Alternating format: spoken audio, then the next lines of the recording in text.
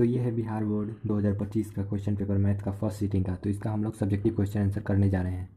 ये ध्यान में रखिएगा कि ये सेट डी है। तो यहाँ पे लघु उत्तरीय प्रश्न है जिसमें 1 से 30 तक क्वेश्चन आंसर है, जिसमें से आज की इस वीडियो में हम सिर्फ 1 नंबर क्वेश्चन से लेकर 10 नंबर क्वेश्चन तक को ही सॉल्व करेंगे, और आगे की जो वीडियो आएंगी दो उसमें 1 से लेकर 30 तक पूरा सॉल्व होगा। तो पहला क्वेश्चन यहाँ पे दिया हुआ है, द्विघात सूत्र का प्रयोग कर समीकरण 2x² - 2√2x + 1 = 0 के मूल ज्ञात करें। सो उसी क्वेश्चन को मैंने यहाँ पे लिख दिया है। तो यहाँ से हल को स्टार्ट करते हैं। तो सबसे पहले यहाँ पे दिया है द्विघात समीकरण 2x² - 2√2x + 1 = 0। अब हम इसको कह सकते हैं कि हम जानते हैं कि द्विघात सूत्र क्या होता है। द्विघात सूत्र हम इस प्रकार से जानते हैं कि -b + -√b² - 4ac बटा 2a। तो यहाँ पे b² - 4ac ये विवेचक है जिसको d भी कहा जाता है। अब आगे का स्टेप जानते हैं। तो यहाँ पे क्या होगा, यहाँ पे वही जो समीकरण हमारे पास था इसको वापस लिखेंगे, 2x² - 2√2x + 1 = 0। अब यहाँ पे a बराबर 2 है। कैसे, देखिए जो पहला पद होता है उसको a कहते हैं, तो a पूरा है, तो a में क्या है यहाँ पे 2 है, तो a बराबर 2। अब यहाँ पे है माइनस, तो यहाँ पे b लिखेंगे पहले, तो b में क्या है -2√2, तो यहाँ पे -2√2 हो गया। c में क्या है तो +1, तो c बराबर 1 हो गया। अब नेक्स्ट स्टेप में हम लोग देखेंगे, अब सूत्र पर मान रखने पर क्या आता है, तो -b + -√b² - 4ac बटा 2a। तो अब हम लोग जैसा जैसा था सूत्र पर रखेंगे। तो यहाँ पे है -b, और b का मान पहले से ही माइनस में है, तो माइनस माइनस प्लस हो जाएगा, यानी 2√2 सिर्फ लिखेंगे। फिर यहाँ पे जो है प्लस माइनस, तो यहाँ पे प्लस माइनस लिखेंगे √b² - 4ac। तो b का मान यहाँ पे उसका स्क्वायर करेंगे -4, और a का मान हम लोगों का 2 था तो 2 लिख दिया, और c का मान 1 है तो 1 लिख दिया। अब इन तीनों इन सब का गुना या जोड़ जो भी है उसको करेंगे, और यहाँ पे जो बटा में 2a लिखा हुआ है तो 2 यहाँ पे आ गया, ये वाला 2, और a का मान भी 2 था तो उसको भी मैंने यहाँ पे 2 लिख दिया है। अब इसके बाद आप लोग देख सकते हैं इसको सॉल्व करने पर क्या आएगा, 2√2 प्लस माइनस का प्लस माइनस, -2√2 का स्क्वायर करेंगे तो 8 आएगा, और माइनस में इस इन 4 दूनी का 8, और 8 में 1 से गुना करेंगे तो 8 आएगा। 8 - 8 क्या होता है 0, तो 0 का रूट अंडर 0 ही होगा, तो 2√2 प्लस माइनस 0 बटा 4, तो ये 2 से कट गया, तो यहाँ पे आ गया 2, यानी √2 बटा 2। ये आपका आंसर हो गया।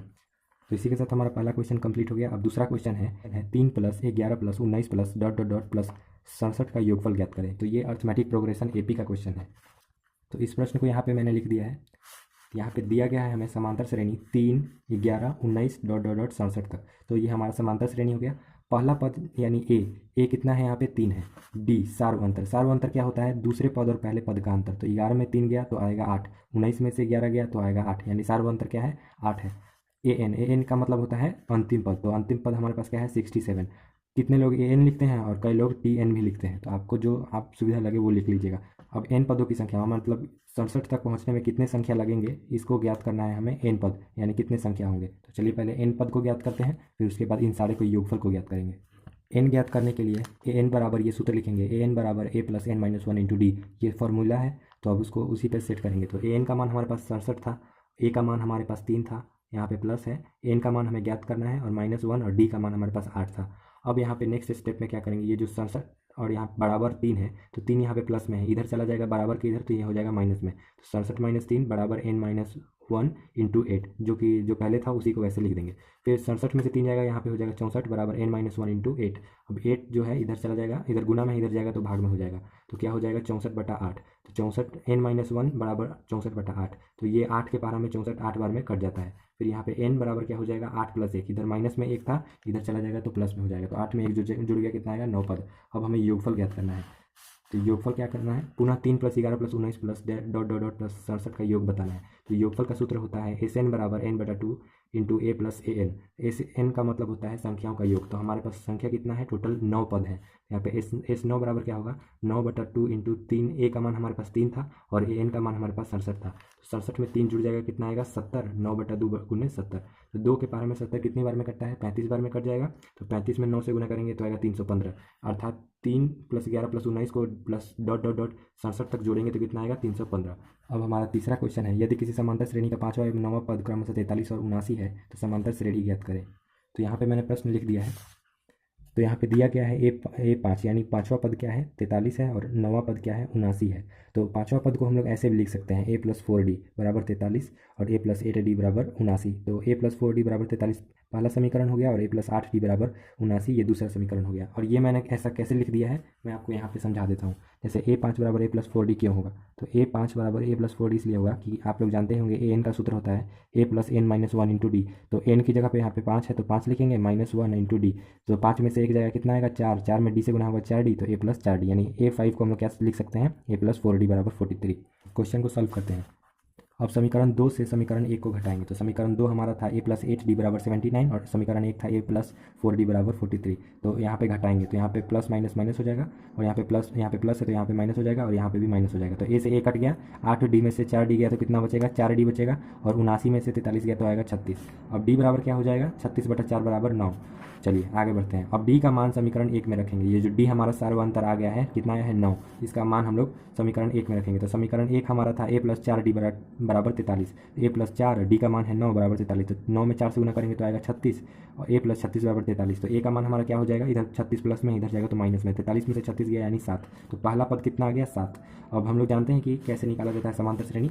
समांतर श्रेणी निकालने के लिए पहला पद होता है a और दूसरा पद होता है a+d, यानी a और सार्वंतर जोड़ देंगे तो वही आएगा। तो यहाँ पे 7 है, 7 में 9 जोड़ दिया तो 16 आएगा, और a+2d, यानी ये तीसरा पद को क्या कहेंगे, a+2d। तो 7 + 2 × 9, तो 9 दूनी 18, 18 में 7 जोड़ेंगे तो आएगा 25। चौथा पद क्या होगा, 7 + 3 × 9, 9 × 27, 27 में 7 जोड़ेंगे तो आएगा 34। ऐसे ही आप आगे तक जितना दूर तक ले जाना है ले जा सकते हैं। तो ये हमारा समांतर श्रेणी निकल गया। अब नेक्स्ट क्वेश्चन की तरफ बढ़ते हैं। तो हमारा चौथा क्वेश्चन है, एक 7 मीटर लंबी सीढ़ी दीवार के साथ 30 डिग्री का कोण बनाती है। दीवार पर उस बिंदु की ऊंचाई ज्ञात करें जहाँ सीढ़ी दीवार को स्पर्श करती है। तो इस प्रश्न को मैंने यहाँ लिख दिया, इसका उत्तर अगले पन्ने में है। तो यहाँ है, दिया है सीढ़ी की लंबाई 7 मीटर, तो इतना तो हमें पता ही है। तो सीढ़ी हमेशा जानते हैं कि दीवार पे किस टाइप से रखा जाएगा, ऐसे रखा जाता है। तो माना कि ए बी एक दीवार है, तो ए से बी तक हमने एक दीवार मान लिया, तथा ए सी एक 7 मीटर लंबा सीढ़ी है, यानी ए से सी तक क्या है, 7 मीटर लंबा एक सीढ़ी है। ठीक है, बी सी सीढ़ी एवं दीवार के पाद की बीच की दूरी है। तो यहाँ दीवार का ये पाद हो गया और ये सीढ़ी का पाद हो गया, तो इन दोनों के बीच की दूरी को क्या कहेंगे, बी सी है। ठीक है, अब यहाँ पे नेक्स्ट है, सीढ़ी दीवार के साथ 30 डिग्री का कोण बनाती है। तो सीढ़ी दीवार के साथ 30 डिग्री का कोण बना रही है, यानी ऊपर बनाएगी यहाँ पे 30 डिग्री का कोण। ठीक है, अर्थात कोण ए बराबर 30 डिग्री तथा समकोण होने के कारण कोण बी बराबर 90 डिग्री, और ये समकोण बन रहा है यहाँ पे, तो ये कितना हो जाएगा, बी बराबर 90 डिग्री। इतना तो हम लोग जानते हैं कि त्रिभुज के तीनों कोणों का योग 180 डिग्री होता है। तो कोण सी बराबर हम लोग क्या लिख सकते हैं, 180 डिग्री माइनस कोण इंटू कोण ए प्लस कोण बी। चलो तो इन दोनों को पहले जोड़ लेते हैं। तो 180 माइनस 90 + 30, 90 का मान हो गया ये बी वाला, और ए का मान हो गया 30। इधर उधर लिखा गया उससे कोई फर्क नहीं पड़ता है। तो 180 में से 120 जाएगा, कितना आएगा, 60, यानी कोण सी का मान कितना आ गया, 60। अब दीवार पर उस बिंदु की ऊंचाई ज्ञात करेंगे, तो साइन 60 लगा देंगे, क्योंकि इन सब क्वेश्चन में साइन 60 और tan 60 इस टाइप का क्वेश्चन का यूज़ किया जाता है। ऐसा क्यों किया जाता है मैं आपको बता देता हूँ। साइन 60 यूज़ करेंगे तो हमारा क्या क्या आएगा, ए बी यानी दीवार आ जाएगा, और ए सी यानी सीढ़ी आ जाएगा। साइन 60 बराबर ए बी बटा ए सी, साइन थीटा इक्वल टू लंब बटा कर्ण। अब यहाँ पे साइन 60 बराबर ए बी, और ए सी का मान तो हमें पता ही है कि 7 होगा, 7 मीटर दिया हुआ है। अब साइन 60 डिग्री का मान हमें पता होता है कि √3/2 होता है, बराबर ए बी बटा 7। अब ये वाला जो है इधर गुना में चला जाएगा, तो कितना हो जाएगा, ए बी बराबर 7 √3/2 मीटर। तो यही हमारा आंसर हो जाएगा, यानी दीवार की ऊंचाई कितनी हो गई, 7 √3/2 मीटर। अगर इन सारे क्वेश्चन में से अगर आपको कोई डाउट हो तो ज़रूर आप कमेंट में बता सकते हैं, मैं उसको जरूर सॉल्व करूँगा। और आपको कौन कौन से क्वेश्चन पेपर का आगे सॉल्यूशन चाहिए, इसका भी आप लोग कमेंट और चैनल को सब्सक्राइब करके जरूर बताइएगा, मैं आपके लिए जल्द से जल्द वीडियो ला दूंगा। एक समांतर चतुर्भुज ABCD की भुजा AD के बढ़े भाग पर E एक बिंदु है एवं BE, CD को F पर प्रतिच्छेद करता है, तो सिद्ध करें कि त्रिभुज ABE समरूप है त्रिभुज CFB के। तो चलिए इसको सिद्ध करते हैं। यहाँ पे क्वेश्चन दिया हुआ है, अगर कोई प्रॉब्लम हो समझने में तो आप ज़रूर कमेंट कर सकते हैं, मैं उसको आपको ज़रूर करेक्ट करके समझा दूंगा।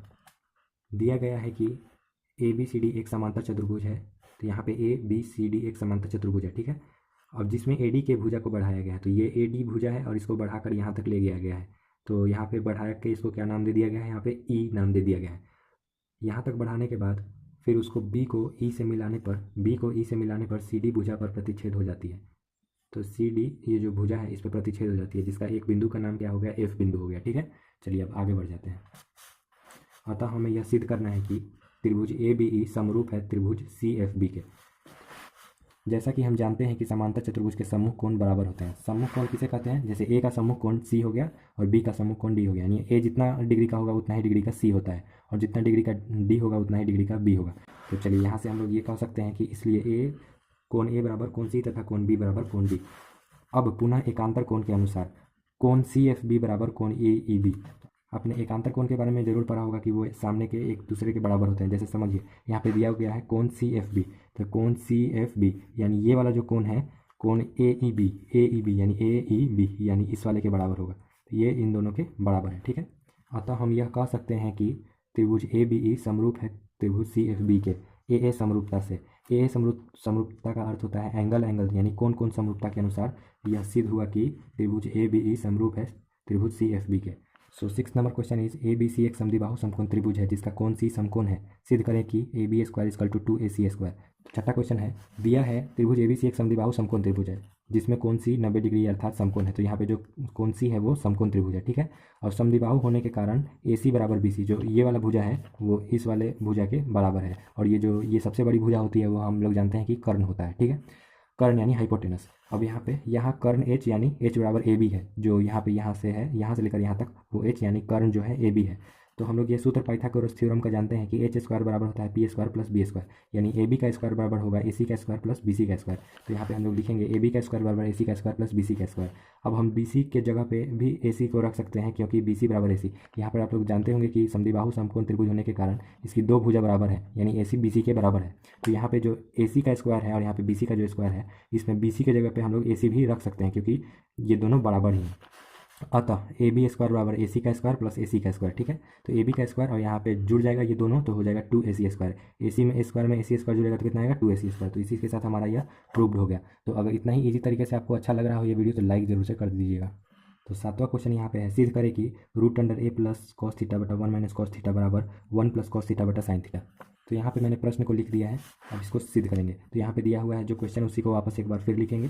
फिर LHS से जाने पर तथा परिमेयकरण करने पर, तो LHS का मतलब होता है जो बराबर के इधर है वो LHS और जो बराबर के इधर है वो RHS। तो LHS से जाने पर तथा उसका परिमेयकरण करने पर तो √A प्लस कॉस थीटा बटा 1 माइनस कॉस थीटा को परिमेयकरण करेंगे तो क्या आएगा 1 प्लस कॉस थीटा बटा 1 माइनस कॉस थीटा गुने 1 प्लस कॉस थीटा बटा 1 प्लस कॉस थीटा। इसको कैसे किया जाता है, जो हर में रहता है इसको ऊपर लिखेंगे और जो यहाँ पे माइनस है उसका चिन्ह बदल देंगे। तो यहाँ पे 1 प्लस कॉस थीटा और बटा में सेम चीज़ नीचे भी लिख दिया जाता है। तो इन दोनों को जब गुना करेंगे तो यहाँ पे क्या आ जाएगा 1 प्लस कॉस थीटा का होल स्क्वायर माइनस बोल रहा हूँ बट्टा 1 माइनस कॉस स्क्वायर थीटा। ऐसा क्यों होता है, क्योंकि आप लोग ये वाला सूत्र जानते होंगे कि A plus B into A minus B बराबर क्या होता है A square minus B square. और यहाँ पे √अंडर में लिखेंगे 1 प्लस कॉस थीटा का होल स्क्वायर बटा 1 माइनस कॉस स्क्वायर थीटा को बदल कर लिख सकते हैं साइन स्क्वायर थीटा।